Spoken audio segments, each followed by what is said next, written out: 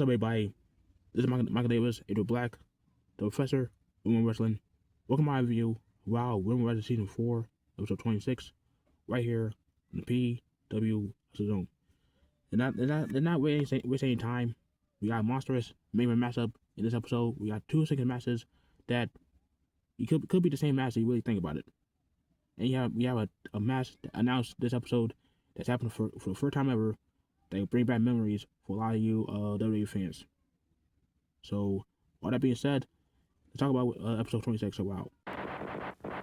First matchup, episode 26, we got Kalaki, the Island Girl, taking on the Classmaster alongside Samantha Smart. But not just Samantha Smart.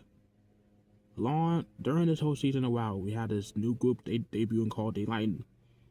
They consisted of course, Classmaster and Samantha Smart. We also have Noah Sky, Miranda Mindful, and Dr. Pam Demonium. 2 separate words. Pam Demonium. Now, right off the bat, I hate this group. I hate it. Respectfully speaking, I just hate it. They're annoying as hell. The only person I like in the group is Pam Demonium. Because respectfully, other than that, they're annoying as hell. Like, they do this taunt every 2 seconds. Like, they taunt spam that move, that taunt every match. Like, it's just like, I don't get why they gotta be so annoying. I get it. They're nerds. They're nerds. Let's just call a spade. They're freaking nerds. But that doesn't mean being annoying constantly. And also, I got this freaking Nova Sky call me out on my post, like my last post on Instagram, talk about how I said that Dan Garrett was stuck in the line vortex, and she come on and saying, "Oh, she's not stuck, she was rescued." Yeah, okay, pal.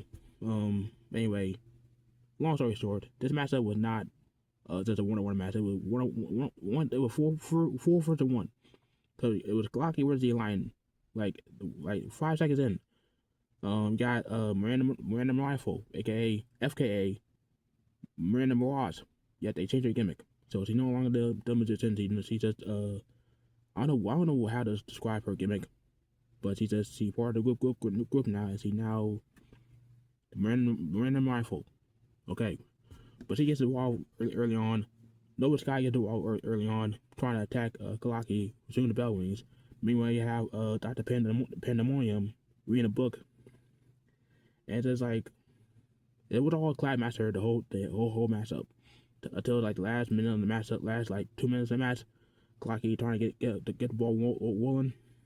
She did the headbutt and her come back. She hit the snapmare driver while Classmaster was kneel down, and that's when the line constantly getting involved again, to the point that they distract the referee, and Classmaster hits Kalaki with a book. So when Classmaster hits her opponent with a book, it's okay. But when that way he hits her opponent with a book, he gets her top shot taken away for her. Make it make sense. But anyway, Classmaster hits her Kalaki with a book. 1, 2, 3, match is over, and they gotta try to do the same thing they did to Satan Garrett episodes ago, which is to rescue her. But in reality, they're trying to kidnap her. They took a gurney from under the ring, and they gotta try to take her away. But have no fear, the face train is here. Destiny Diesel out here with a trash can, representing the lion with a trash can. And she has away the lion. They carry away like little chickens. And I don't know why she was not out there in the first place. Like, I don't get why when babyfaces are out there by themselves and they're going against a heel that had a heel faction that made out of 4 or 5 people. And it's basically a 4-on-1 hand-count match or 5-on-1 hand-count match when the babyface had no backup until after the matchup. Like, I don't get that. But Kalaki is saved by Destiny Diesel, her tag team partner, and honestly, Destiny Diesel could have easily wiped out the entire group, the entire Lightning, like easily. She like look at her. She's built like a freight train for a reason. She built like a brick house. Like, she could easily take out the Lightning one by one, no questions asked. But Classmaster gets the win. Thanks to Lion, and this group sucks. One group that doesn't suck is the Alliance. They out here supporting the Exterminator, Sylvia Sanchez, as he takes on Scott Parker in the semi-main event. Now, this match was basically the same match as the first match, but only difference is the Alliance was not constantly getting involved. Like the first minute of the matchup, they were chilling, because they know that Sylvia Sanchez doesn't really need any help unless it's needed. Unless they see her get her ass kicked, then they help her out. Because unlike Classmaster, Sylvia Sanchez is like I don't give a damn heel. Like she out there with a faction. She doesn't really need the help unless it's needed to like when she's getting her ass kicked. While Classmaster is a coward heel. She's a corny heel. She would really need help like constantly, like no question asked, no matter who it is. But Sylvia Sanchez on the hand doesn't need no help unless it's last minute in the matchup where she's down and out. That's exactly what happened here in this matchup. Because most of the matchup was all Sylvia Sanchez. She was kicking the crap out of Scott Parker. But like earlier in the matchup, later in the matchup, you have Scott Parker getting her come back in. You have, of course, you have BK and Gigi and Del Way out there while at ringside while the Dollar Store Gambino is on commentary. Early on in the matchup, there was some minor bosses between Scott Parker and Sylvia Sanchez, but like not like like bosses that like like oh they suck. It's like Scott Parker slip from the second rope, which is the quarter party, and there was miscommunication between the two when Sylvia Sanchez did like a tilt the world body slam or backbreaker of some sort. But other than that, after that, it was a good matchup towards the end. But Scott Parker does her come back, leading into the close moments in the matchup. You have her and you have Sylvia in the corner, while Scott Parker went to the corner, doing like a back kick. For a second, I thought she could do the Ray Phoenix move where he does the springboard jumping back kick to her opponent. I thought she could do that, but she didn't. But she just like hold on to the ropes and do the back kick. But knowing Scott Parker, see how athletic she is, she can do that move. I have faith she can do that move like one of these days. But today's not that day. Then we see the Lions get involved, trying to distract the referee. Well, Gambino trying to distract the referee, while that way BK and GC trying to take out Scott Parker, trying to knock her out her hour game. But Scott Parker knows this, and she like, you know what? Screw Sylvia for a second. I gotta take out the Lions outside with a huge cross body to the outside. And she did that just that from the heavens. Takes out the Lions with a cross body. And she get back in the ring, and she get back on the top rope, and then Gambino is again distract the referee again. That's when we see Sylvia says he takes the hands, yanks Scott Parker off the turnbuckle, and she smashed her face on turnbuckle. That was enough for her to get the win off of Scott Parker. And kind of underwhelming, but when your face hits that hard on the turnbuckle, I mean, you get knocked out regardless. So I don't mind this ending. Yeah, underwhelming, but I don't mind it that much. But I kind of wish they had the babyface to come out. They had Tormenta's back come out and try to stop the Alliance, and they had no relation to Scott Parker. It would have made sense to have them come out and take out the Alliance one by one to distract Sylvia Sanchez, so they could have Scott Parker get a win and steal the win from the Alliance, Sylvia Sanchez. But they didn't do that, and would have made a lot more sense, especially because the announcement we had after the match or before the match, and from the Wild Commission. So we heard from Super Squirrels that we gotta have ourselves a 10 elimination women's match.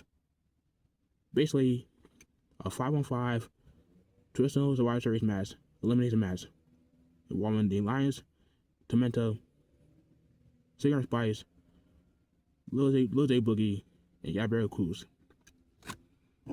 And this means something to me because for years, us fans that watched WWE that had to suffer from pointless War Games matches, missing these kind of matches right here, 5-on-5 elimination matches that we know from seeing as a Rival Series for years. Before they just say, "Oh, let's do random War Games matches." Like this matchup, this is a matchup we like to see as a Rival Series, but they had happened on WoW. I'm not complaining. And when you see this matchup on TV soon, because I don't know when they're gonna have this matchup. They said it's coming soon, but when this match happens on TV, it gotta be a fun matchup. Trust me, it gotta be a fun matchup. And yeah, we gotta have 5-on-5 Survivor Series match on WoW. 4 letters, 1 word. Nice. Now time to talk about this monstrous main event matchup between Monster Metal and Top Tier for WoW Trio Tag Championships, and it was a really good matchup. I'm not gonna lie. I do like how Monster and Metal work together at a team because they have really good tag team moves, trios moves, and beginning the matchup, you have Deja Lane taking on Coach Cabelli, and Deja Lane taking a fight to her, having her do the Bronco Buster to Coach Cabelli and let drop. And later on in the matchup, you have Fury and Deja Lane teaming up with assistant let drop. At one point, you have Chainsaw kneeling down and like having Gloria Glare in a powerbomb position, and both Deja Lane and Fury running down the ropes and hit her with a double clothesline. Like that was a pretty damn unique. But when Gloria Glare and Chainsaw on the outside, Chainsaw wants at Gloria Glare, but she gets goaded by Gloria Glare, and she moves out of the way, taking out Chainsaw, and now all 3 members of Top Tier trying to take out Chainsaw one by one, and they just isolating her, and they're doing a good job taking her down, but it would not for long, but because eventually she gets the tag to Deja Lane, and she hits the rear barrel bulldog to Coach Cabelli. And now it's time for Deja Lane to get isolated as she gets taken out by Top Tier one by one, and it's just like they trying their best to take down one by one member at a time to soften them up for the next person, and so on and so forth.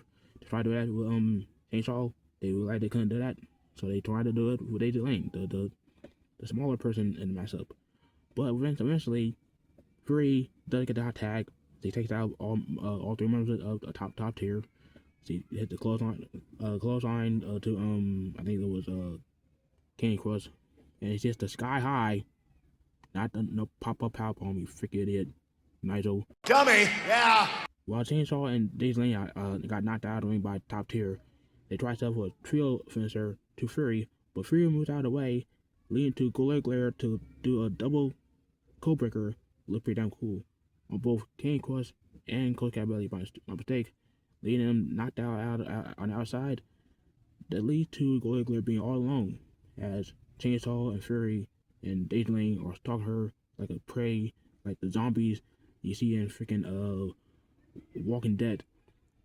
They have Chainsaw putting Gloria Glare in a Glory Bomb position, and both Fury and Deja Lane hit the double flatliner, which they call the nail the coffin. 1, 2, 3, and still the WoW Trio Tag Champions, Monster and Metal. And that's my review of WoW Season 4, Episode 26. Let me know down below in the comments what your thoughts on the episode. If you've seen the episode, you missed any matches or any segments that happened when this past episode. They got it on YouTube right now as we speak. I know WrestleMania is next week. I know, and I'm thinking about doing a prediction video of WrestleMania. I don't know if I'm gonna do it. I might do predictions on my community post, because once again, the build to WrestleMania has been doo-doo. And after what happened last week, Friday on SmackDown, yeah, a complete doo-doo. Like, why do we need that guy in this main event matchup between Randy Orton and Cody Rhodes? He doesn't need to be part of this freaking feud whatsoever. Doesn't need to be part of WWE. Period. But anyway, that's beside the point. Point is, not really looking forward to WrestleMania that much after the build up to WrestleMania has been complete due to other than a few matches. And I might do a prediction video. I might do a community post on my predictions. Either way, you will get my predictions one way or another. But until then, like, comment, subscribe, tap the bell. Don't miss any of my videos. Until that time, catch you guys in another video, whatever that may be. My name was Black. I'm out.